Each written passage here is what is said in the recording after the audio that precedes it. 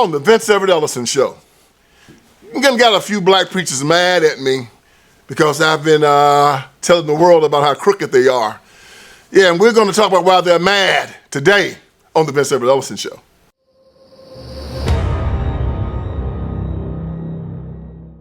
All right, let's get this thing started.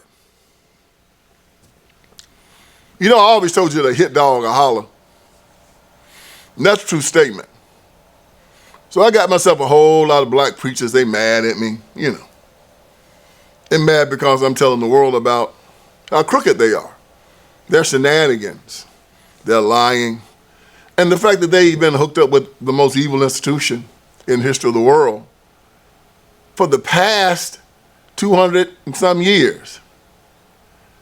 I did a documentary about these cats. It's called Will You Go to Hell For Me? It's a great documentary. My good friend Tucker Carlson said one of the best documentaries he ever saw. You should see the trailer to the documentary. It'll knock your socks off. It talks about how the black preacher, black politician, black civil rights workers, and the Democratic Party is telling Christians to vote for them. And by voting for these people, based on you're contradicting your Christian religion, you're turning away from Christ. And by doing that, you're sending your soul to hell. It's very simple. Jesus said, who are you going to follow, me or man? Very, very simple. And these Democrats have decided they're going to follow man.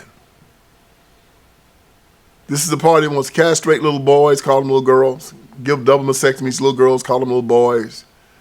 This is the party of slavery from 1800 to 1860, the party of Confederacy from 1860 to 1865, party of Jim Crow from 1865 to 1965. Now you know that 9-month abortion, open borders, taking away your right to defend yourself, locking children in failing schools, saying you can't call God's name in public square. That's them. And everywhere they rule, it's nothing but mayhem and murder. And guess who their number one proponent and their number one supporter is? The majority of black preachers in the United States of America. So I've been kind of hard on these black preachers lately.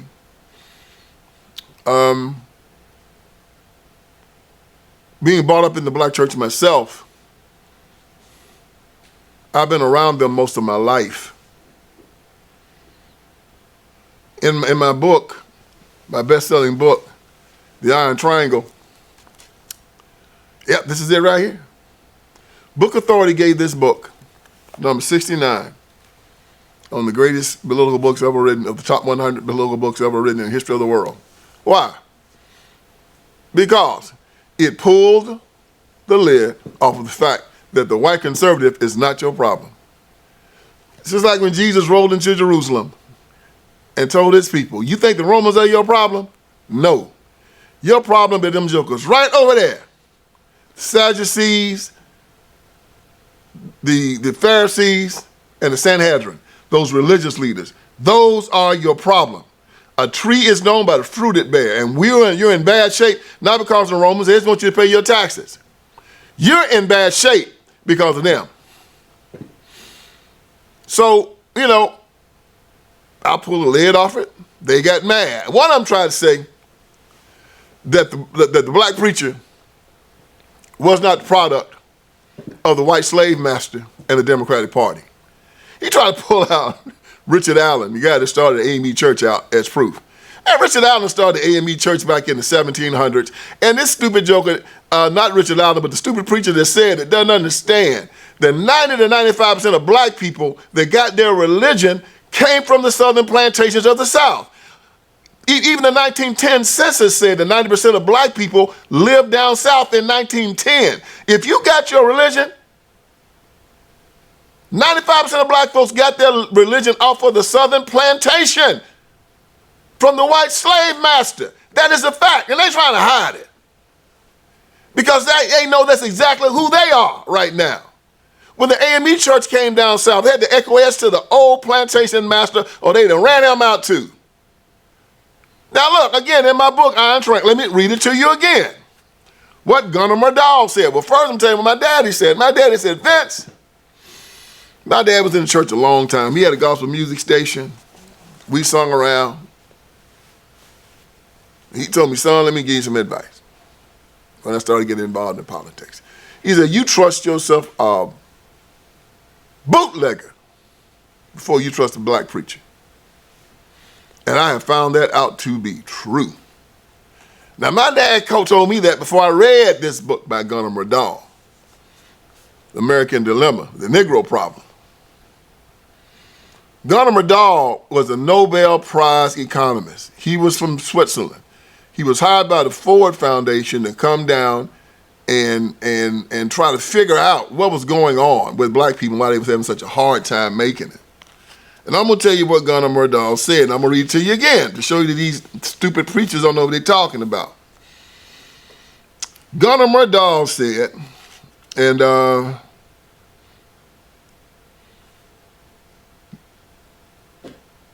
well, first let me read you what Gunnar Myrdal said. An American Dilemma, the Negro Problem in America.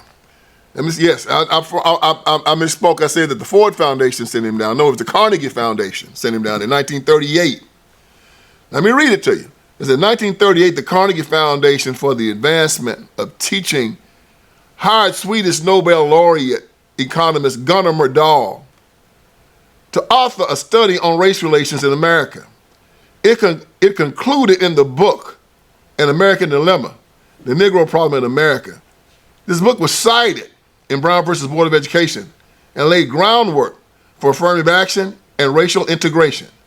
Regarding the founding and the character of the Negro Church, Myrdal wrote, and this is what he wrote about the Negro Church. Now, this ain't just some guy running around here ain't got nothing to do. Myrdal was given a job. The job was find out why black people have such a hard time, let us understand race relations so we can do as much as we can to help. And this is what Myrdal said. He said, with few exceptions, the Negro slave brought to America had not been converted to Christianity. For nearly a century, many slaveholders felt reluctant to let the Negro slaves receive religious instruction, as there was belief that a baptized Christian could not be held as a slave. So the white folks said, well, we're going to let them stay heathens or whatever we think they are because we don't believe that Christians, baptized Christians, could be held as slaves, all right? But the theologians and legislatures and courts declared around the year 1700 that conversion to Christianity was not incompatible with the worldly status of a slave. Slaveholders went out of their way to provide a religious teaching and a place for worship for their slaves. Who provided it? Slaveholders went out of their way to provide a religious teaching and a place of worship for their slaves. The slaveholders did. Or at least did nothing to hinder missionary work among them. Their primary motive, listen good, what was the slaveholders' primary motive in allowing this? Their primary motive undoubtedly was that the Christian religion, as it was expounded, suited their interests. Whose interest? The slaveholders' interest. In keeping the slaves humble, meek, and obedient. Undoubtedly, the great bulk of Southern Negro preachers advocated complete acceptance of slave status. Now listen, man, I didn't write this. Gunnar Myrdal wrote this. A Nobel Prize laureate hired by the Carnegie Foundation to come to America in 1938 and say, what's these black folks' problem? And Gunnar said, black preacher. When they could see one of their own number, the preacher, rise above the level of slavehood and even occasionally be admired by white people, the slaves on a plantation could regard the Negro preacher as their leader, one who could go to the white master and beg for trivial favors. Beg. He went on to say, in practically all rural areas, and in many of the urban ones, the Negro preacher stood out as the acknowledged local leader of the Negroes. His function became to transmit the whites' wishes to the Negroes and to beg the whites for favors for his people. He became, in our terminology, the typical accommodating Negro leader. To this degree, the Negro church, and I would say the black preacher, perpetuated the traditions of slavery. Now look, man, don't y'all get mad at me. I'm just telling you what Gunnar Myrdal said in 1938, and amazingly, man, the thing is still true right now. These jokers ain't going around talking about forgiveness, love, forbearance, baptizing people. When you look at the black community and you come to the conclusion that we're at the bottom of every socioeconomic statistic in America, we ain't just talking about being poor. It's all right to be poor. Hell, I grew up poor. Being poor don't make you a crook. If that was the case, we would have been crooks back in the 1910s, 1920s, 1930s, 1940s. No. What made us crooks? When the black preacher allowed the Democratic Party to turn the black church into a Marxist organization that turned away from God. Falling behind the Democrat Party. Anything they tell you ignorant black preachers to do, you do. Support abortion, you're the boss.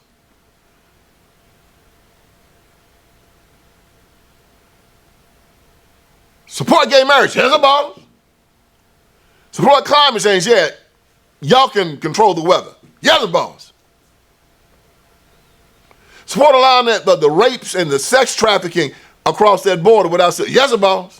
Take away your right to keep and bear arms. Y'all got to get them guns up now. We got to get these guns off the tree. The guns just killing people. Like a gun just walk up and shoot somebody. It's not the morality of the people. No, it's the gun. That's so stupid. But I done told you.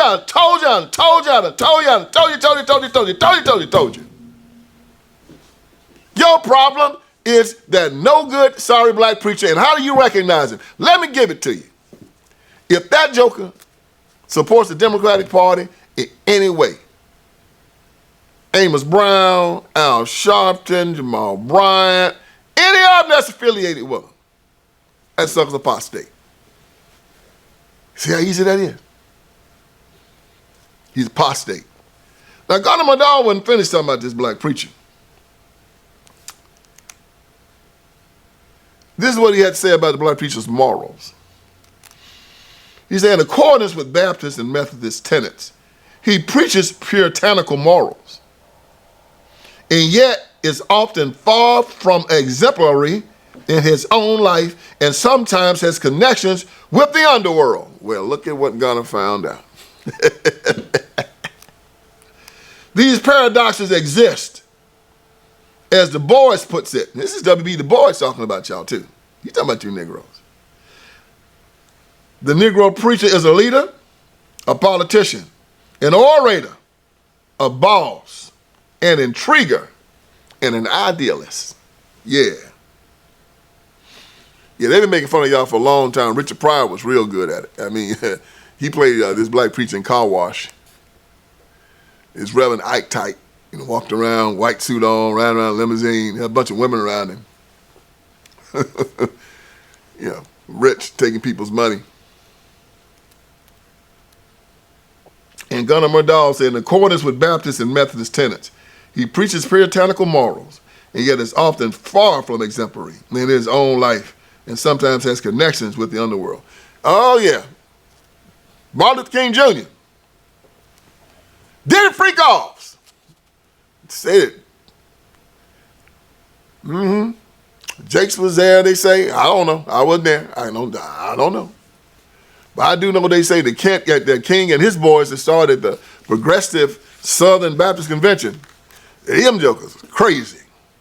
I mean, having orgies and things with 10, 15 men in the room, 10 to 15 women in the room. And I'm just going to tell you, man,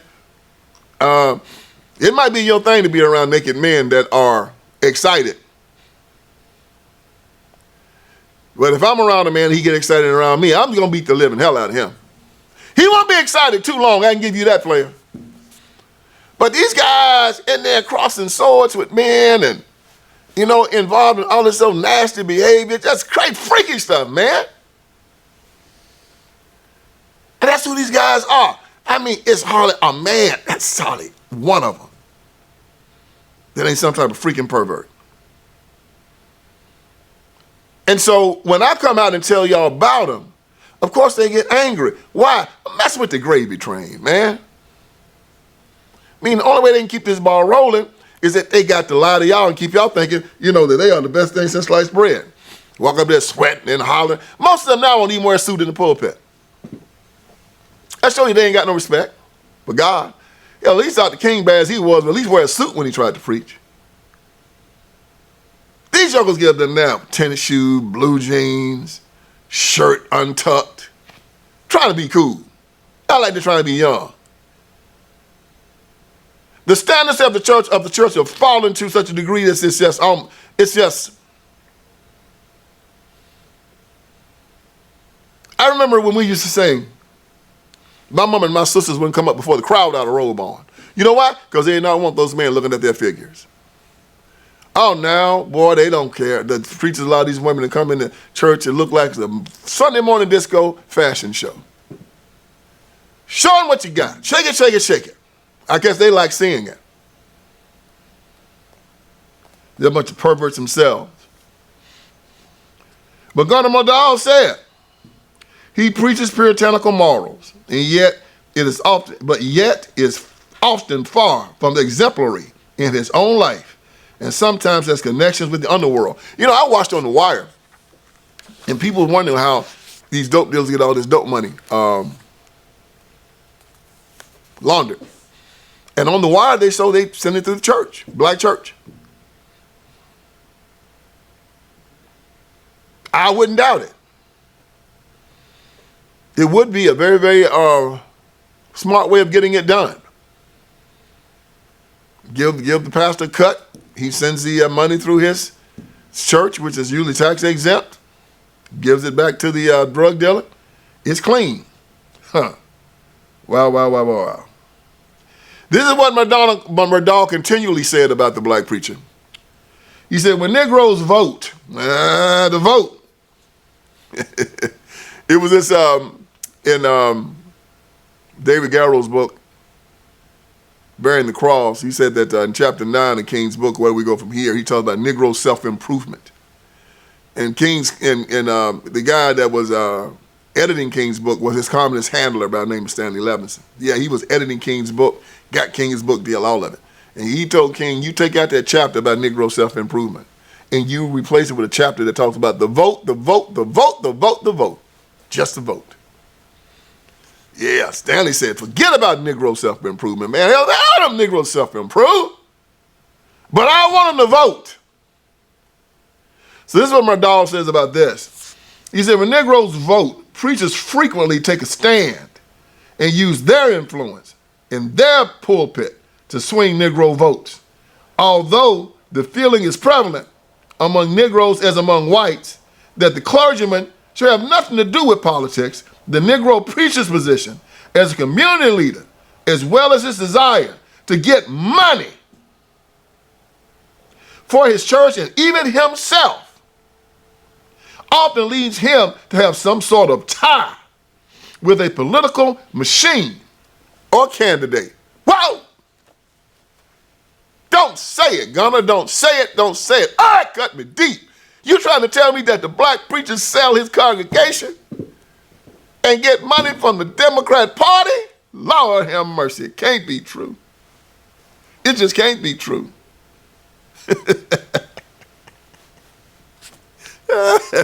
Bunch of cricket.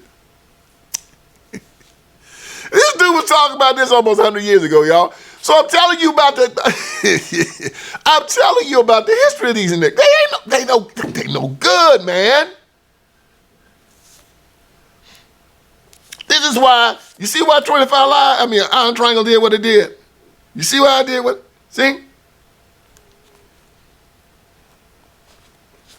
Am I putting it down in this book? Or am I putting it down? That's why y'all need to get this, man.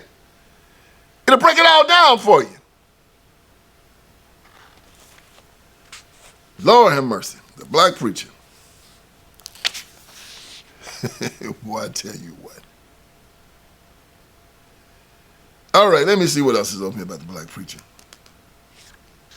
It's just so much to talk about with these no good, sorry, shyster black preachers, man. I've looked at my whole life, and they've always been kind of a caricature to me. You know, you talk about how they've taken the church, and they've not just made it an arm of the Democratic Party. They've made it an arm of Marxists and communists, and it's just been sad what they've done. And I don't know if they even understand just how, I don't know if they're smart enough to understand the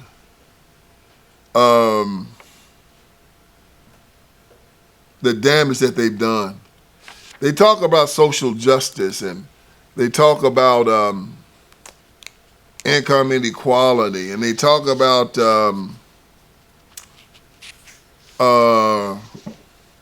DEI. And you see what they've done by leading black people to the bottom of everything. I don't know. They seem to not understand. Well, they understand it. They don't care. You know, some of the heresies they bought into the church. They bought this thing called prosperity gospel. We talked about that. That's when they got mad at Allie Beth Stuckey, because she told well, not just Allie Beth, but Donnie Swaggart and many other white pastors have come out to warn black Christians about these wolves in sheep clothing. You know, Raphael Warnock, all of them. They just, they're just horrible people. Raphael Warnock, abortion up to the 9th month. He's part of King's Clique, the Progressive National Baptist Convention. T.D. Jakes, all of them. They just are leading black people into a pit. But they talk about the prosperity gospel. You know what that is. If you give money to the church, God will bless you and give you more money, like a Ponzi scheme. Then they talk about the social gospel. The social gospel is using the church as a tool of politics, of civil disobedience, to coerce society into giving them the things that they want. Not spiritual things, economic things, money, housing, stuff like that. I mean, God said that I'll take care of your needs. But they say, no, we want government to take care of our needs. And they use the church as a political arm for that. A political arm of coercion. A political arm of going out in the streets and burning up stuff and raising hell and fighting and killing and acting a fool. Then they go to the black liberation theology. This is a heresy. Black liberation theology says it's a Marxist construct. They have it.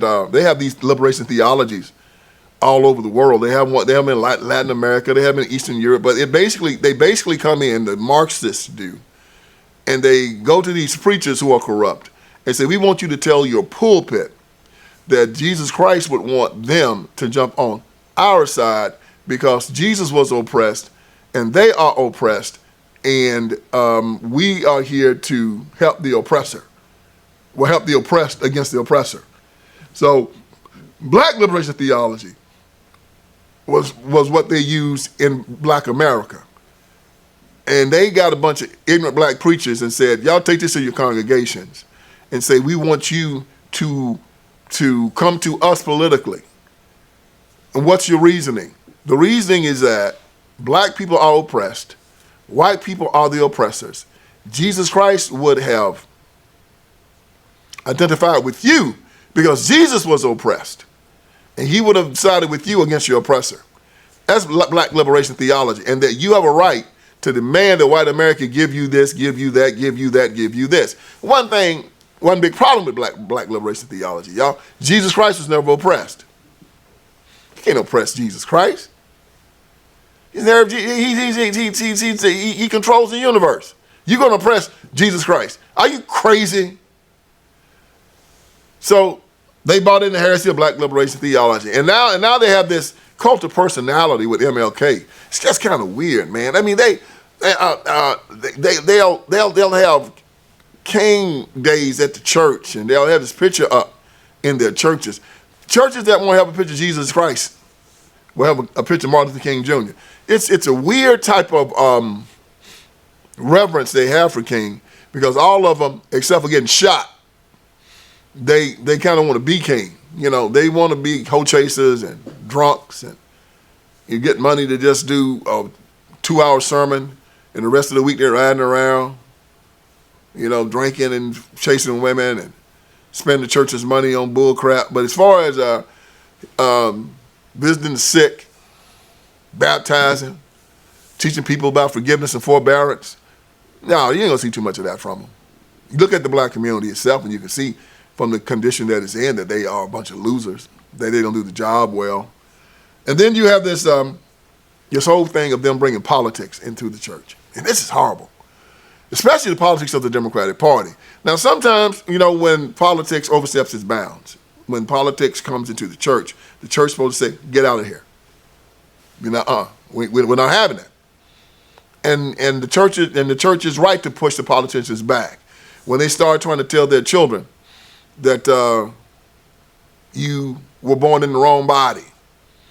When as they do in California and up in Colorado and up in a lot of these northern blue states, they groom these children now. Yeah, the church has a right to go and tell these politicians, leave our children alone. When they go in and tell their congregants, you can kill your children. No, you say, no, get out here and leave my children, leave my people alone. When they try to give them an education devoid of God, you say, no, leave my children alone. Now, when they go in and try to get their congregants to go in and divorce without trying to come together and reconcile, you're supposed to say, stop, leave us alone. The main thing the church is supposed to do when it comes to government is tell government one thing: leave us alone. When it comes down to these ecclesiastical matters, leave my congregation alone. Don't violate what we're teaching here. But of course, not black preachers. Oh, the Democratic Party said, well, the white man said it, I mean, I don't know how much further they can go away from the tenets. I mean, they commit murder.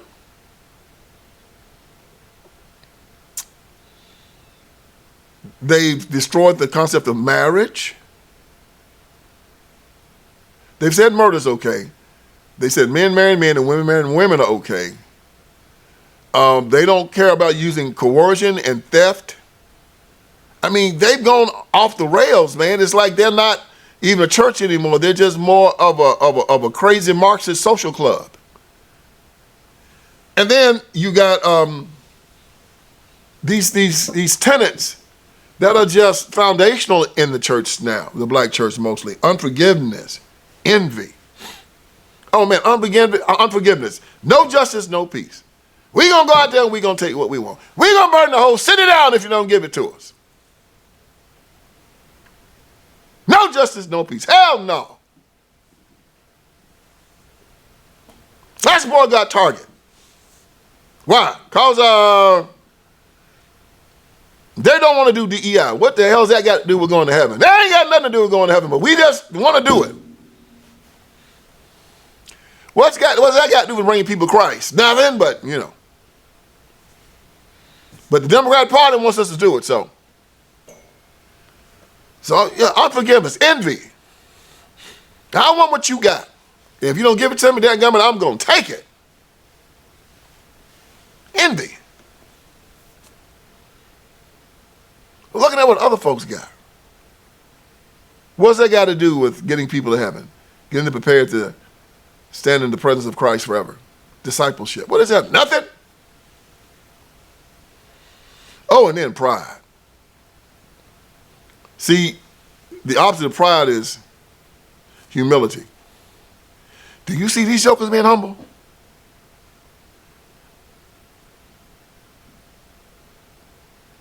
You can look at the church and see the pride in the way that they carry themselves in this prideful, ostentatious way to bring attention to themselves, not to the Word of God. Pride. One of the 7 deadly sins, and the C.S. Lewis said it's the most damnable of all sins. It's in their dress. It's in their attitude. It's in the way that they forgive. They refuse to forgive. It's in the way that they take any correction. They will not receive it. They can look around and see that the quote-unquote black church is dying. You know why? Good people are looking at that church and recognizing that it is apostate. And other preachers, the good ones, don't care about color. They don't have a black church. They have a church.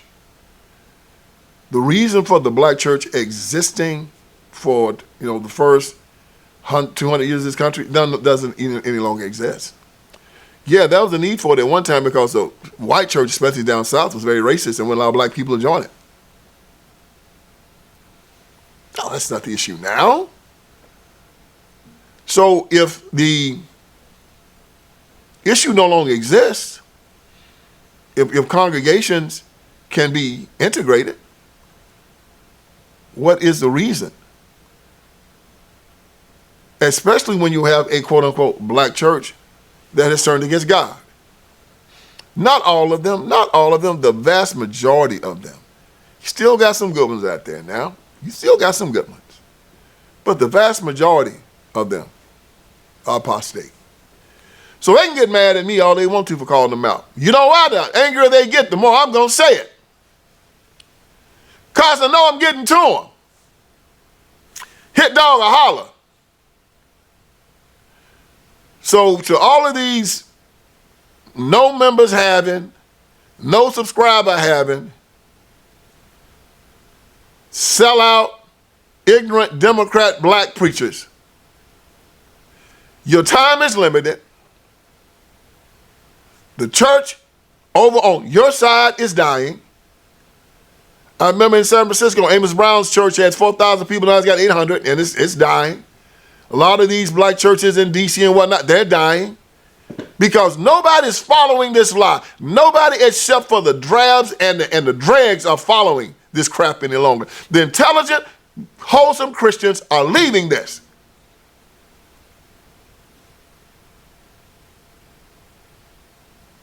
Only the ghettoized, ignorant people are staying with you. You're going to be the leader of an ignorant, uneducated, debased people. And that's exactly where you should be. And I'm going to keep on telling America this basic sage advice. Get away from these people. They're horrible. And you know what? Watch this documentary. Will you go to hell for me? You're going to see where they're going to take you. Straight to hell. Ignorance now is an option. Now I want you to subscribe. I want you to comment. And I want you to share this content. Because everybody in America needs to hear it. And we chasing 100,000. And I ain't going to stop until everybody has broken away from these apostates and you've turned to the true religion. Because I'm here to wake you up. Hope I did you some good today. So join me again for another edition of the Vince Everett Ellison Show. All right, friends, Vince Everett Ellison is here. I want you to go to my website. And on my website, you're going to see a lot of great stuff, man. You're going to see that we got t-shirts, we got caps. You got my books, my documentaries. You got all kinds of stuff on VinceSpeaksTruth.com. Go there. We're dropping new t-shirts. We're dropping new merchandise. My new book, The End of Tolerance, is there. The End of Tolerance. Make sure you get it. Make it #1. If you got my first 3, get The End of Tolerance. It's just as good. And it's telling us we have to end our tolerance with these leftists, these Democrats. We no longer allow them to sexually groom our children. We can no longer allow them to castrate little boys and call them little girls, run God out of the public square, take away our guns, take away our sovereignty. No longer allow it. So go on VinceSpeaksTruth.com. That is VinceSpeaksTruth.com. Hit merchandise. You'll see the t-shirts. You'll see the caps. You'll see the books. You'll see the documentaries. You'll see it all. And let's keep this ball rolling. God bless you.